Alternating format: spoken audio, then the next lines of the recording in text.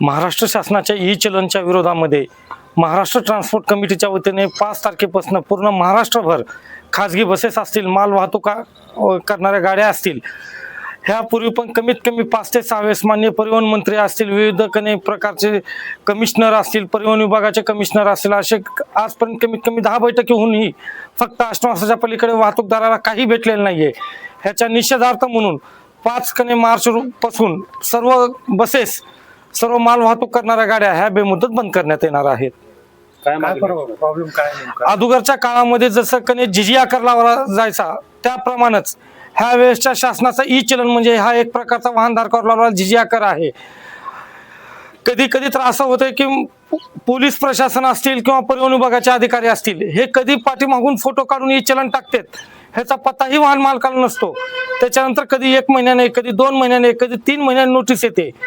व आता तर शासनाने एक नवीन नियम लागू केला आहे, तुम्हाला ई चलन पडल्याच्या नंतर 30 दिवसाच्या आत जर तुम्ही चलन नाही भरणा केला तर तिथून पुढे त्याच्यावर तुम्हाला 1.5 पट दंड भरावा लागणार व गाडीचा परवाना व ड्रायव्हरचे लायसन हे रद्द करण्यात येणार आहे।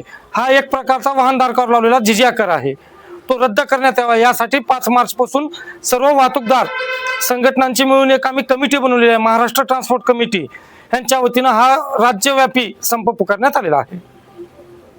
महाराष्ट्र राज्य टेम्पो असोसिएशन जे बंद पुकारलंय 5 तारखेला, त्या बंदमध्ये आम्ही लातूर जिल्ह्यातील मोटर मालक सर्व सहभागी होणार आहोत। त्यामध्ये स्कूल बस असेल, ट्रॅव्हल्स असेल, छोटा टेम्पो असेल, फळवाले असतील, पेट्रोल डिझेल वाहतूकदार असतील, हे सगळे आम्ही 5 तारखेला ह्या संपामध्ये सहभागी होणार आहेत। ई चलन विरोधात हा संप आहे। यामुळे काय नेमकं परिणाम होणार आहे? परिणाम वाहतुकीचा परिणाम सगळ्यावरच होणार आणि ह्याचा बर्डन सगळ्यावरच येणार आहे। शासनाला काय सूचना काय? शासनानं हे ई चलन रद्द करण्यात यावं एवढी आमची माफक अपेक्षा आहे। शासनानं ई चलन वापस घ्यावं। संप पासून चालू होणार आहे? 5/3/2026 पासून बेमुदत संप चालू राहणार आहे। यामध्ये आम्ही लातूर जिल्ह्यातले सगळेच वाहतूकदार सहभागी होत आहोत। हा बोला।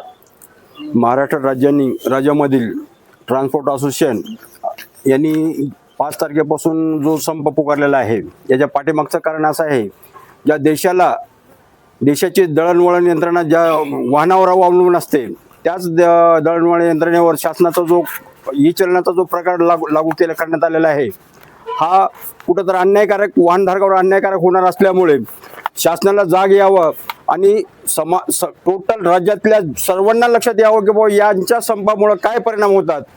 नुसते परिणामच होणार नाही तर इथल्या लोकांना राशन, दूध, दही, भाजीपाला या सुद्धा वस्तू यांना मिळणार नाही। तसेच या राज्यामध्ये पेट्रोल डिझेलची सुद्धा वाहतूक होणार नाही। याच्यामुळे संपूर्ण राज्यामध्ये याचे परिणाम होतील। तेव्हा आम्ही सर्वजण वाहतूकदार मिळून शासनाला सांगू इच्छितो, सर तुम्ही हे ई चलन बंद करावे। जर हे तुम्ही बंद नाही केलं तर याही पुढे जाऊन आम्ही तीव्र आंदोलन करू, असं मी मोटार व्यवसायाच्या वतीने सांगू शकतो।